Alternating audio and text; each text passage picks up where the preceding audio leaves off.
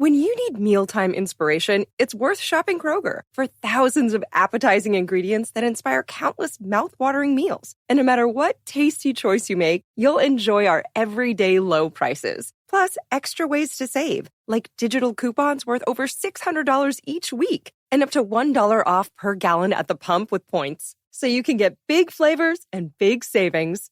Kroger, fresh for everyone. Fuel restrictions apply.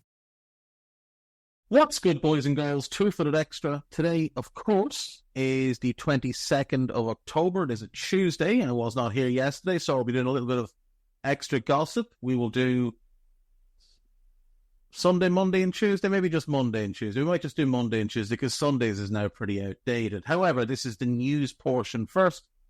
And we have to start with the news that ASAP Rocky is being linked with the takeover or an investment in Tranmere Rovers, which is maybe the most bizarre story. Now, he's part of a group led by a celebrity lawyer who are looking at buying 80% of Tranmere Rovers. That would be one of the stranger things that has happened in English football in a long time. But the best of luck. The best of luck if it does happen. Always keep an eye on Tranmere, obviously, due to their proximity to Liverpool. Tottenham, West Ham United, and individually Mohamed Kudus have been charged by the Football Association following Saturday's Premier League game. Mohamed Kudus, of course, was sent off for... He put his hands in two different players' faces and also sent Richarlison flying to the floor. So he was always going to face a punishment. I would imagine he might be looking at potentially 5 games here. 3 for the red card and maybe another 2 on top. So we'll see. The 2 clubs will likely just get a slap on the wrist. What else do we have? We have Patrice Evra saying that the chaos at Manchester United dates back to 2013. So basically, once Ferguson left, it all fell apart, which is nothing new. This is not Patrice Evra breaking any news that we didn't all know. United have been a mess since Ferguson walked out the door, and part of that is because of the power that Ferguson continued to wield and the decisions that he was involved with at the club. Aaron Ramsey says he is interested in managing Wales one day. Obviously now at 33 years of age, player coach at Cardiff. He's working on his UEFA A licence. He has just received his UEFA A licence and will now begin work on his pro. Here's a story I didn't expect to be reading. Diego Forlan will make his professional tennis debut in an ATP doubles event in his native Uruguay next month. Retired from football in 2019,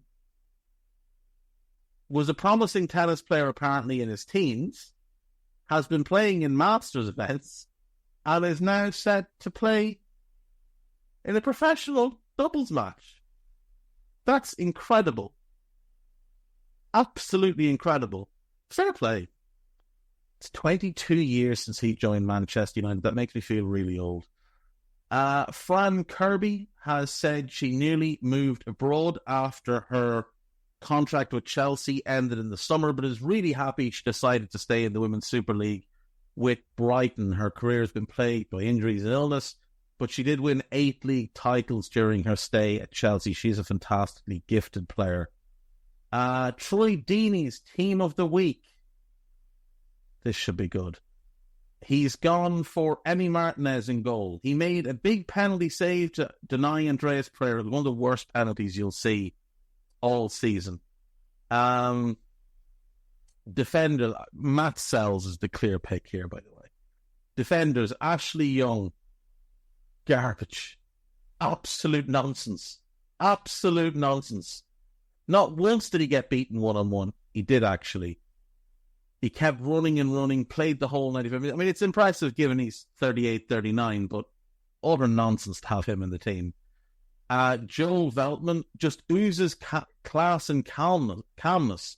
No, Absolutely not. He's a good player, but no. Michael Keane, he's in because he scored a goal, and Josko Gvardiol, he's in because he scored a goal. In midfield, Lamina, yeah, no problem. Curtis Jones, yeah, fair. Buenanote, though, no. And then forwards, Salah scored and assisted. Didn't have the best game of all time, but fair enough. Son and Chris Wood. And his manager is Steve Cooper. I genuinely believe that had Leicester lost Southampton, the manager would have been sacked. But, no, he wouldn't. Troy Deeney is actually worse at this than the other idiot was. We have a big game of football tonight. If you fancy a late night, there is Copa Libertadores action. Atletico Mineiro take on River Plate in the first leg of their semi-final clash. River knocked out Colo-Colo in the last round at 2-1 on aggregate. Atletico Mineiro knocked out holders Fluminense on 2-1 on aggregate with a 2-0 win in the second leg. So that should be decent. And then we have the other semi-final tomorrow night. It is Botafogo versus Penarol. Botafogo beat Sao Paulo on penalties to come through. Penarol upset Flamengo, who a lot of people had picked to win, beating them 1-0 on aggregate. So, one Uruguayan team, one Argentine team, two Brazilian teams. This one should be interesting. Botafogo knocked out Palmeiras, which was a big surprise. Palmeiras looked like they were on for another Libertadores under Abel Ferreira, but it wasn't to be. Right, I'm going to go to break, come back, and we'll do some gossip. See you in a sec. Right, welcome back. So, do you know what? We'll do 3 days' worth. Manchester City are willing to sell Kyle Walker for about 15 million next summer. The only people that might pay that money are the Saudis, and even then it seems unlikely because he's not very good anymore. Manchester City and Liverpool are showing interest in Facundo Buenanote. No, they're not. Bournemouth will demand big money if they are to consider selling Milos Kerkez, who is interesting. Liverpool, Arsenal and Manchester United. He doesn't fit at Arsenal because he's not a centre-back. I don't think he's the type of left-back Liverpool will go for, but if they wanted that profile left-back, he would be my pick. United, I could see. Liverpool have targeted Nico Schlotterbeck. I could see that one. Manchester United may re-sign Alvaro Fernandez, who only joined Benfica on a permanent deal in the summer and has been monitored by Liverpool and Real Madrid. I could see United signing him and then selling him again. I don't know if they would sign him to bring him back, though they probably should because he's better than the current left-backs. Arsenal have been given encouragement should they want to land Antoine Semenyo after he said he was a Gunners fan and wants to play Champions League football. Yeah, I mean, I could see that one for sure. Barcelona have open contract talks with Ronald Araujo and Frankie de Jong. I would not give Frankie de Jong a new contract no matter what. Paul Pogba looks unlikely to play for Juventus again. Yeah, I mean, they don't want him anymore. Thomas Tuchel will earn a £3 million bonus if he can lead England to victory at the 2026 World Cup. Makes sense. Harry Kane played under Tuchel at Bayern Munich and has welcomed his appointment. Yeah. I mean, again, makes sense. He scored for fun under Tuchel last year. He's scoring for fun this year. Harry Kane scores for fun under anybody. Newcastle have triggered the option to extend Dan Burns' contract beyond the end of this season. It's a 1 year add-on that they've done. Let's see. Everton are plotting a move for Samuel Chukwueze. I doubt it.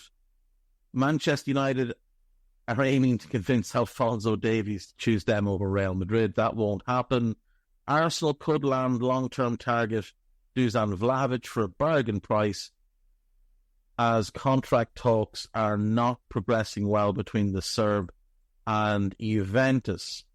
I could see it. Arsenal have been linked with him for a number of years. He's out of contract in 2026. So next summer, you probably would get him at a very reasonable price. I do have some concerns about him in the Premier League, but he's a good finisher. Thomas Tuchel has parted ways with longtime coaching partner Zoltan Lowe before taking up the England job. Aston Villa have entered the race to sign Bryan and Mbeumo. That one could make sense. Manchester United may loan Josh Zirkzee to Juventus if they sign Benjamin Sesko next summer. That just seems like nonsense to me. Man City, Liverpool and Tottenham have set their sights on Real Valladolid's Spanish winger Raul Moro.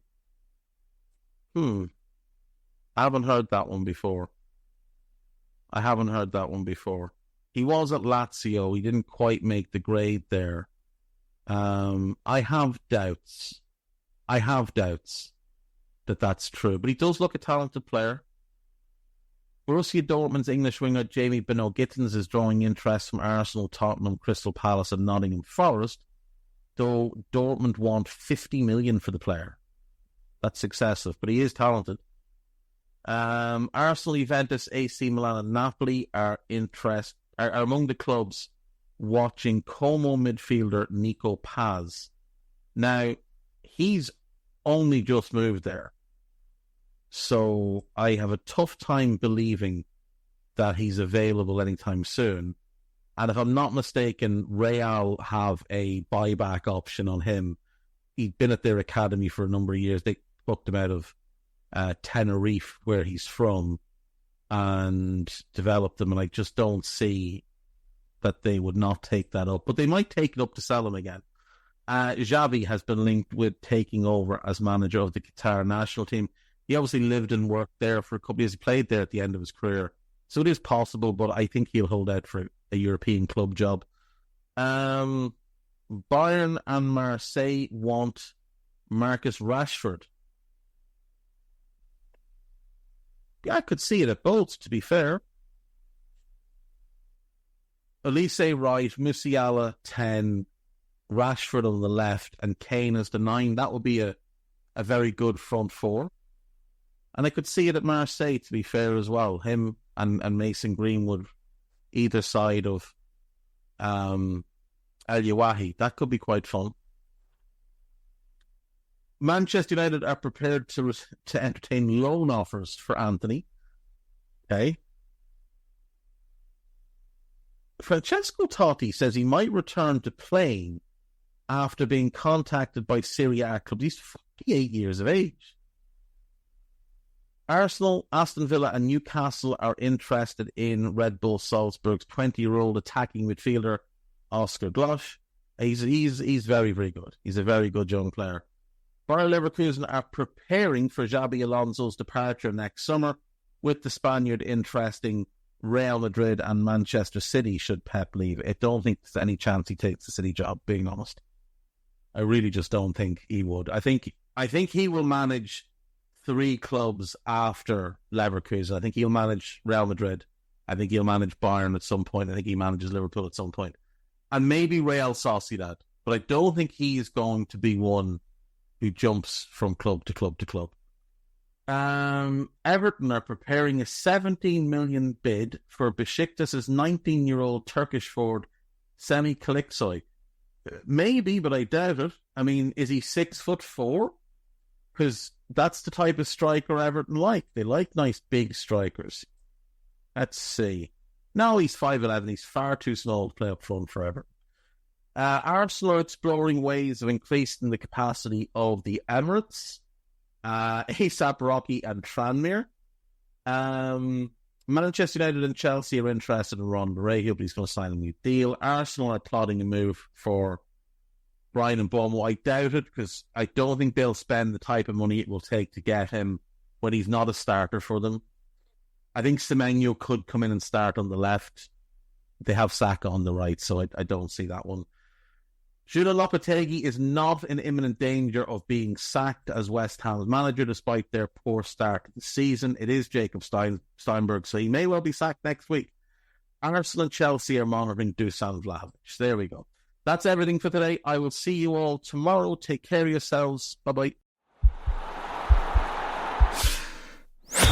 This podcast is part of the Sports Social Podcast Network.